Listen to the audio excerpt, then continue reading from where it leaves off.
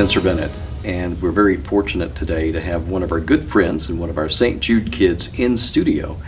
This is Mandy Bogart, and Mandy's been a St. Jude patient for almost a year now, right? About 8 months. About 8 months. Mandy, tell us a little bit about what was going on in your life just before you were diagnosed. What was happening? My siblings were playing baseball, and I had lots of finals around that time for school, since it was near the end of the school year. So you were doing a lot of studying. You had finals coming up. How were you feeling? I was getting very tired and wasn't really hungry anymore, and I just felt weak. Couldn't really do anything. Now, you'd gone to the doctor ahead of time, and they had diagnosed you with the flu, or what they thought was the flu? Yes, they didn't run any kind of tests. They just looked at me and put me on some antibiotics and told me to go home. Now, how long after that? You didn't really improve after they gave you the antibiotics? About a week after that, we went to my dad's doctor to get blood work done. Is that when they found the leukemia? Yes. And what type of leukemia did they diagnose you with? They couldn't diagnose it right then, but when I went to Little Rock, Arkansas, the Children's Hospital, they said it was acute lymphoblastic leukemia, or ALL, type B cell. What happens over the next few days? We were told to go to Little Rock, so I was ambulanced there, and they did a few bone marrow biopsies, which was one of the first times I've ever been under anesthesia, or I think it was the first time. Right. And they did a lot of blood work and poking, and then after that, they asked me if I wanted to go to St. Jude, and I applied and I got in. Fantastic. Now, you had a choice of hospitals, and I had talked with your dad. I know that your dad had called me. He was obviously, as any parent would be, kind of a wreck while this is going on. No one wants to hear that your child has leukemia. And he was asking me about St. Jude at that point. And I said, if you can get into St. Jude, get into St. Jude. You won't find a better hospital with great care. So you loaded up, got in an ambulance, and headed off to St. Jude. What time of the day was it? When we got to St. Jude, it was probably 1 in the morning. Because we left from Little Rock at 9 at night, and so we got there pretty late. What happened after that?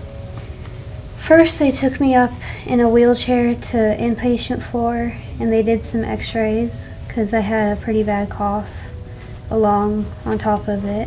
And so they did that, and then they did more blood work up there and let me rest for a little bit.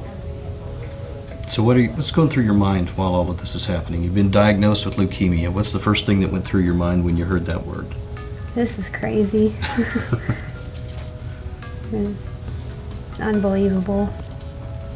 And when you got to St. Jude, did you know what to expect, or were you curious, or? I didn't really know what to expect. I was surprised at how unhospital-like it was. I was surprised at the environment of St. Jude. So it's not like a regular hospital. When you walk into a regular hospital, and this is what a lot of people say, is that it's, well, we all know what it's like to walk into a regular hospital. What's it like to walk into St. Jude for the first time?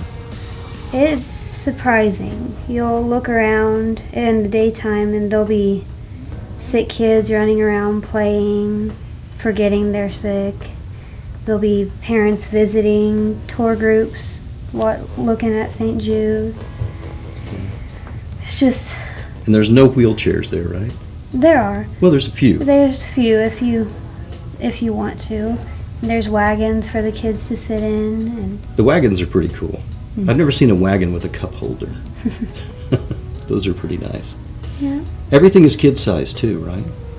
Most of it, yes. They have different versions for everyone, for the parents and the kids. What type of artwork do they have at St. Jude? Actually, I think all of the artwork that's hanging up on the walls is made by the patients. And they just hang it up if you paint it and give it to them. Very cool, very cool. So kids do the artwork at St. Jude. I suppose that some of your artwork is there then. It is. They had a teen art show in September, and me and a friend of mine I met there worked together on a big canvas-like piece of pictures, and it kind of tells the story of our diagnosis and how we met. Yeah. So you made some good friends while you're there. Yes, quite a few. Tell us a little Quite bit a bit. about some of your closer friends. What were they diagnosed with? There's a boy about my age, and he has the exact same thing I have. And I met a couple babies, or 2-year-olds, that have the same thing. And I have a few friends with solid tumors, a couple with skin cancer. It's lots of different things. A lot of different things. Yeah.